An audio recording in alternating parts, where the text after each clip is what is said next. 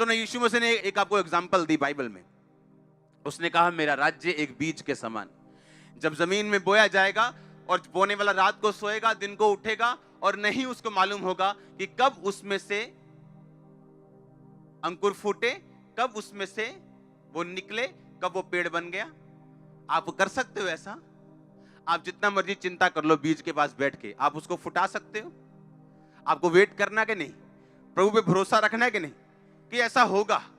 आमीन। Same declaration में ऐसा है। आपको मालूम है एक चीज मैं आपको बताता हूं, यीशु मसीह का इनकार कर दिया गया लोगों के द्वारा, उसको क्रूस पे चढ़ा दिया गया। हाँ, हुआ कि नहीं हुआ?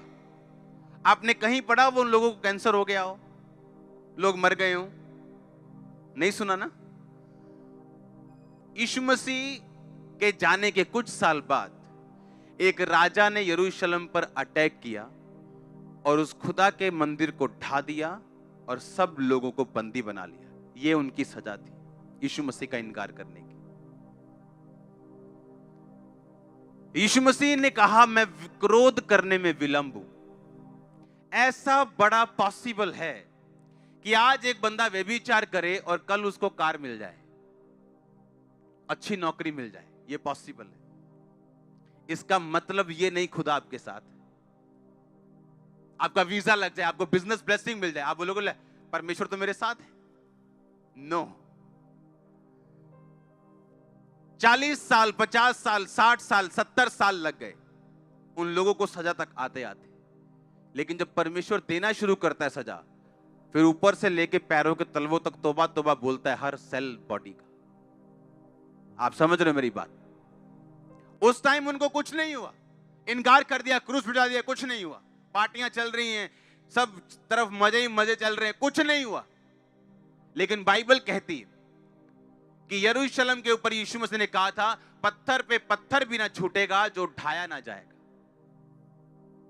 काश यीशु मसीह ने कहा काश यरूशलेम तू प्रॉफिट्स को ना मारता, मैंने चाहा जिस तरह मुर्गी पंखों के नीचे अपने बच्चों को संभालती, मैं तुम्हें संभाल लूं, पर तुमने ना चाहा। और लिखा बहुत से सालों बाद उस जगह पे आक्रमण हुआ, पूरे का पूरा टेंपल नाश हो गया और लोग बंदी बना लिए गए और सब कुछ फिनिश हो गया और लोग बंधुआई में गए। दुखों के दिन शुरू हुए, मारे गए हजारों लाखों यहूदी। और इसीलिए पतरस कहता रहा उनको मन फिराओ, क्योंकि परमेश्वर का राज्य नजदीक आ गया। तुमने यीशु मसीह को क्रूस पे चढ़ा दिया, अब मन फिरा लो। और लिखा लोग मन फिराते गए, फिराते गए, फिराते गए, जो रह गए वो टांग दिए गए बाद में। यीशु मसीह का राज ऐसा नहीं है आज आप रात को डिक्लेयर करोगे और कल आपके आंगन में एक पैसों का पेड़ लगा होगा, ऐसा नहीं। जब आप घोषणा करोगे आपने बीज बो दिया और वो 100% आएगा। मैं नहीं कह रहा हूं 99.9%। इसलिए जो कंडीशंस मैंने आपको बतानी थी, मैंने संडे और थर्सडे बता दी आपको पहले ही। अगर उनको आप फॉलो करते हो, सेवा करते हो, अंगीकार करते हो, कुछ भी प्रभु के लिए रख नहीं छोड़ते, पाप में नहीं रहते हो, मैंने कहा जो आप बोलोगे, जो आप डिक्लेयर करोगे, वो एक बीज है आपकी लाइफ के लिए। परमेश्वर का राज्य काली वाला नहीं है, जल्दी वाला नहीं है, हुल्लड़बाजी वाला नहीं है एकदम से। पाप का रिजल्ट भी एकदम से नहीं आता, कई बार पवित्रताई का रिजल्ट भी एकदम से नहीं आता। यीशु मसीह का इनकार करने के सालों बाद लोगों को सजा मिली और परमेश्वर ने कहा मेरा राज्य एक बीज के समान है, जिसे लेकर जमीन में बोया गया और वो रात को सोया और जागा और ना जाना कि कब वो बीज फूटा और फल लेके आया। आप जब डिक्लेयर करते हो अपनी लाइफ के ऊपर, सुनो मेरी बात, ये जो वायरस आया, ये जो मरी आई, ये कोई नई बात नहीं, मैं आपको पहले बता चुका हूं, अभी और आएंगे। कुछ सालों में पहले स्वाइन फ्लू आया था, सुनते ही लोगों की हड्डियां कांपती थी, तक तक तक तक तक, स्वाइन फ्लू, मर जाएंगे, मर के। हाँ, उसका अब नाम नहीं भी नहीं लेता कोई।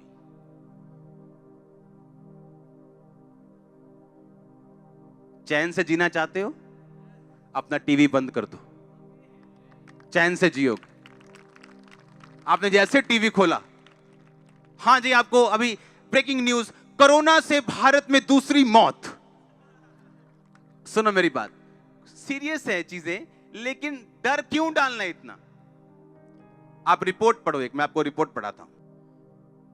According to national cancer register programme of the Indian council of medical research, ये इंडिया की बहुत बड़ी एक रिसर्च है, 1300 लोग रोज कैंसर से मरते हैं एवरी डे, रोज इंडिया में। आज अगर आज आप वचन सुन रहे हैं, पूरे इंडिया में 1300 लोग मर रहे हैं कैंसर, मर जाएंगे आज कैंसर से।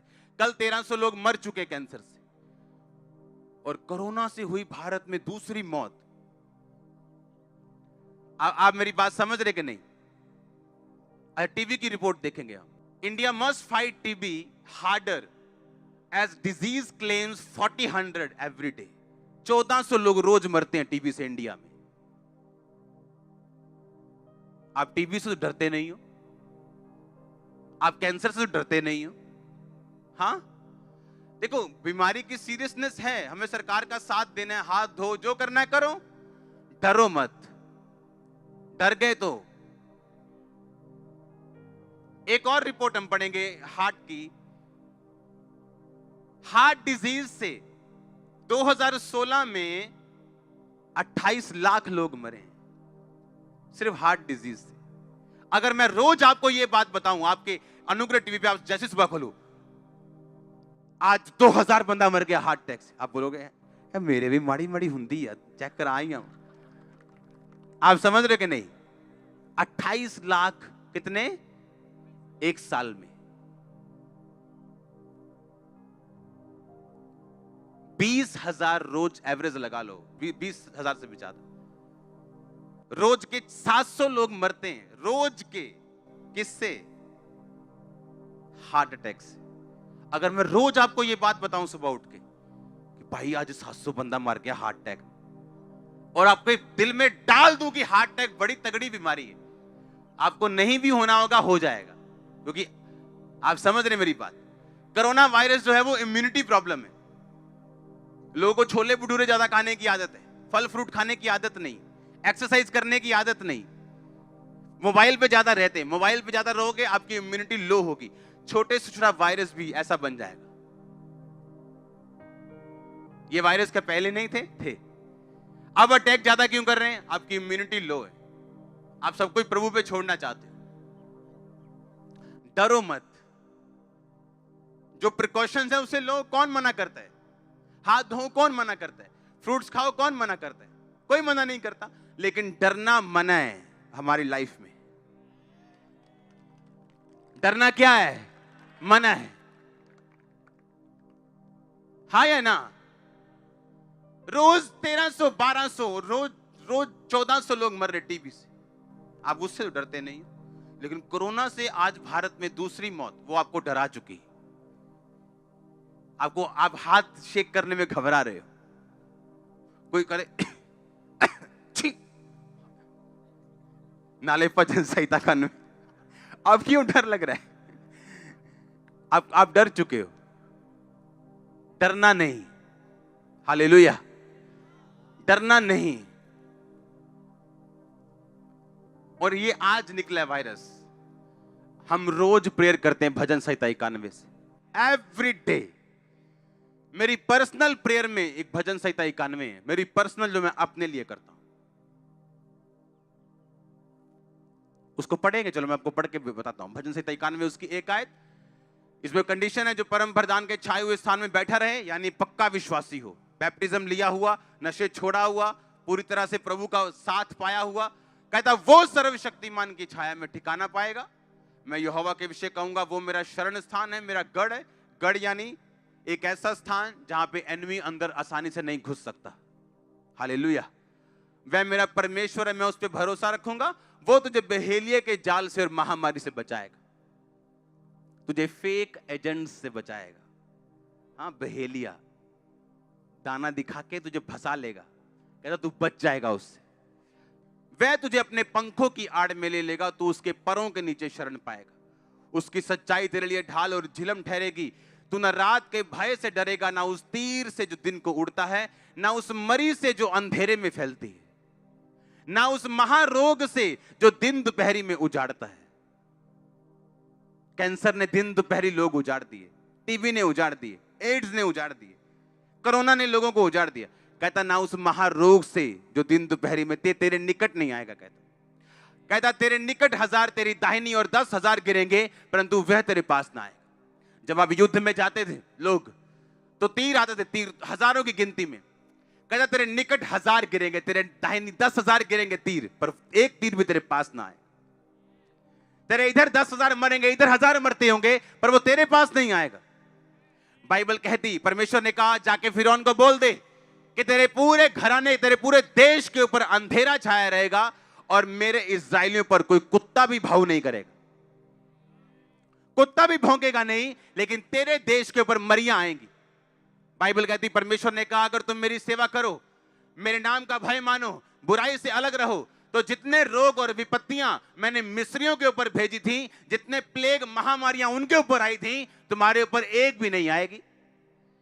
रोज सुबह उठ के बोलना है, कोई महारोग मेरा हिस्सा नहीं, कोई महामारी मेरा हिस्सा नहीं, मेरे परिवार का हिस्सा नहीं। रोज डिक्लेयर करना। आज डिक्लेयर करने का दिन है यीशु मसीह के नाम में। आप एवरीडे डिक्लेयर करेंगे। रोज सुबह उठ के जो वचन मैं आपको बता रहा हूं, ये आपने लिखने और नोट करने। हालेलुया। ये प्रेयर नहीं है, ये वॉर डिक्लेरेशन है, ये लड़ाई है घोषणा की। सुबह उठते और रात को सोते आप ये 2 चीजें करेंगे। आपने रात की प्रार्थना कर ली 2 घंटे, सोने से पहले, आंखें बंद करने से पहले आप कुछ वचन डिक्लेयर करोगे अपनी लाइफ के ऊपर। आप देखना क्या होता है। मैं आपको सच कह रहा हूं, 1% भी आपको फील ना हो कि मैं जो बोल रहा हूं इसका असर होगा कि नहीं होगा। 1% भी आपको फील नहीं होगा कि इसका असर होगा, पर उसका असर होगा, क्योंकि परमेश्वर का राज्य बीज के समान है, जो फील तो नहीं होता, फल लेके आएगा, पर वो आएगा जरूर। मैंने कहा वो आएगा जरूर। आपके बिजनेस फल लाते हुए मैं देख रहा हूं, आपकी जॉब्स, आपकी फैमिली, आपके बच्चे, आपका फाइनेंस, आपकी सेहत को in the mighty name of Jesus में फल लाते हुए देख रहा हूं। मैंने कहा तैयार हो जाओ यीशु मसीह का आत्मा का फल लाने के लिए। ओ आमीन। ऊंची चर्च, हालेलुया। जोर से बोलो हालेलुया। फिर से बोलो जोर से, आंख हाथों को उठा के हालेलुया। आमीन, आमीन। आप तैयार है क्या? आप रोज वचन डिक्लेयर करेंगे। प्रार्थना करना एक अलग चीज है, और वचन डिक्लेयर करना उठते सार और सोते सार आप ये 2 काम करेंगे एवरी डे। आपको 6 महीने 1% फर्क ना लगे, 7वें महीने आप 100% चेंज होंगे। मैं आपको सच कह रहा हूं, गिव अप मत करना, क्विट मत करना, सिर्फ आंखों से देख के या महसूस करके, क्योंकि परमेश्वर का राज्य बीज के समान है जो महसूस नहीं होता। अगर आज मैं आपको बता दूं कि ये छोटा सा बीज वो ऐसा पेड़ बन जाएगा बड़ा सा, आप मान जाओगे? आप बोलोगे नहीं। अगर एक बच्चे को बोल दूं जिसने अभी कुछ नहीं देखा कि ये वाला जो बीज है ना, ये वो पेड़ है, बोलेगा नहीं, गलत बोल रहे हो। उसी तरह आप बच्चे हो स्पिरिट में, लेकिन जो आत्मा के बड़े हो चुके हैं, बुजुर्ग हो चुके हैं, वो जानते हैं कि ये बीज नहीं, ये वो पेड़ है। बस मुझे धैर्य रखना है, पानी टाइम पे देना है, इसकी केयर करनी और धैर्य रखना है, ये उस वही पेड़ बनने वाला है।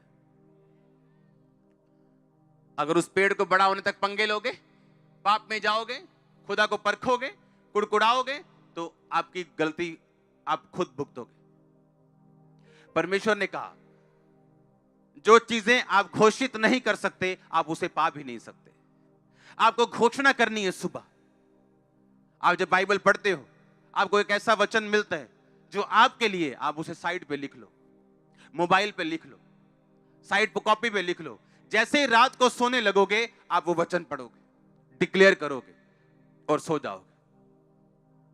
सुबह उठोगे, डिक्लेयर करोगे, उसके बाद कोई काम करोगे। पर्सनल प्रार्थना भी उसके बाद शुरू करोगे। पहले वो 10, 12, 15 वचन जितने आपको लगता है मुझे घोषित करने हैं, मेरी लाइफ के मुताबिक, केसेस के मुताबिक, आपको वो करना है। हालेलुया। कितने मेरी बात को समझ रहे हैं? आप ब्लेस्ड हो। आमीन। ऊंचा चाहिए। मैंने कहा आप ब्लेस्ड हो। हालेलुया। हम जगत की ज्योति, हम जगत के नमक हैं, हम अपनी घोषणाओं का प्रोडक्ट हैं। हम अपनी घोषणाओं का फल है। आप जानते क्रिश्चियन लोगों की घोषणाएं क्या है? हाय दुष्ट आत्मा 20 साल तो जा नहीं रही, ये उनकी घोषणा है। इमेजिन करो उनकी घोषणा कैसी है। हाय जादू टूना कर जाते ने लोग साडे ते, तां ही नहीं साडा विआह हुंदा, ये उनकी घोषणा देखो। और अपनी घोषणाओं के तुम क्या हो? फल हो। तुम अपनी घोषणाओं के क्या हो? बोलो पड़ोसी को, तुम अपनी घोषणाओं के फल हो। बोलो, तुम अपनी घोषणाओं के फल हो। बोलो, तुम अपनी घोषणाओं के प्रोडक्ट हो। बोलो, तुम्हारी घोषणा तुम्हारा फ्यूचर निर्धारित करेगी। हमारी घोषणा क्या है? हाय दुष्ट आत्मा नहीं जा रही, बहुत बड़ी है, पापे ने छड्डी सी, ये घोषणा है हमारी क्रिश्चियन लोगों की। 10 साल हो गए चर्च आते, घोषणा देखो। और अगर आपकी घोषणा रॉन्ग है, यीशु मसीह भी आपको बचा नहीं सकते। मालूम है? पता है क्यों नहीं बचा सकते? यहां पे देखो, लूका 10 उसके 17 से 19। वो 70 आनंद से कहने लगे, हे प्रभु तेरे नाम से दुष्ट आत्माएं भी हमारे वश में। उसने उनसे कहा, मैं शैतान को बिजली की नाई स्वर्ग से गिरा हुआ देख रहा था। देखो मैंने तुम्हें सांपों और बिच्छुओं को रौंदने का और शत्रु की सारी सामर्थ पर अधिकार दिया, किसी वस्तु से तुम्हें कुछ भी नुकसान नहीं। ये यीशु मसीह कहता है, ये तुम्हारे लिए क्या है? घोषणा। पर तुम्हारी घोषणा क्या है? इस वचन के खिलाफ। अगर यीशु मसीह के खिलाफ घोषणा करोगे तो वो बचाने कैसे आएगा? कैसे आएगा बचाने? आप यीशु मसीह को कहते हैं, नहीं जो तू कह रहा है मुझे यकीन नहीं है, मुझे अपनी फीलिंग पे यकीन है कि जो मैं फील कर रही हूं। और अगर फील करोगे तो शैतान आपको धोखा देगा, क्योंकि आदम हवा भी फीलिंग से धोखा खाए थे। एक गिनती का वचन हम पढ़ेंगे अभी, निश्चय गिनती 23 की 23। कोई मंत्र याकूब पर नहीं चल सकता, इज़राइल पर कोई भावी कहना अर्थ नहीं रखता। याकूब और इज़राइल के विषय यह कहा जाएगा, ईश्वर ने क्या ही विचित्र काम किया है। कोई मंत्र याकूब पर नहीं चल सकता। यह किसकी आवाज है? परमेश्वर की। अगर कोई दुष्ट आत्मा से घिरा हुआ है, वो रात को सोने से पहले बोलेगा, कोई मंत्र याकूब पर नहीं चल सकता। आपको मालूम याकूब कौन है? आप याकूब हो, क्योंकि याकूब अब्राहम की संतान है। आप कौन हो? अब्राहम की संतान। क्यों? क्योंकि यीशु मसीह अब्राहम के कुल से पैदा हुए, ताकि आप भी अब्राहम के कुल के साथ जुड़ के आशीष ले सके। पर आज अगर मैं अभी खड़ा कर दूं कि चलो आओ दुष्ट आत्माओं के लिए प्रार्थना करेंगे, क्रिश्चियन लोग खड़े हो जाएंगे। पता है क्यों? वो धोखे में है। पढ़ेंगे इसको। कोई मंत्र याकूब पर नहीं चल सकता।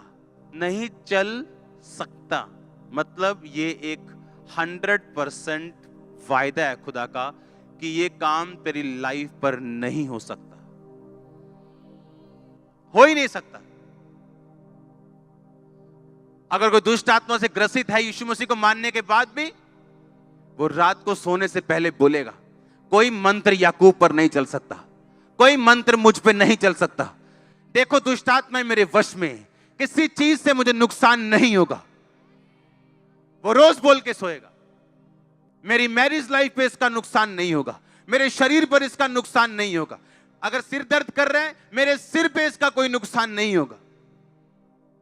शैतान सिर दर्द को बढ़ा दे चाहे, पर वो 2-4 दिन बढ़ा सकता है, उसके बाद उसे जाना पड़ेगा।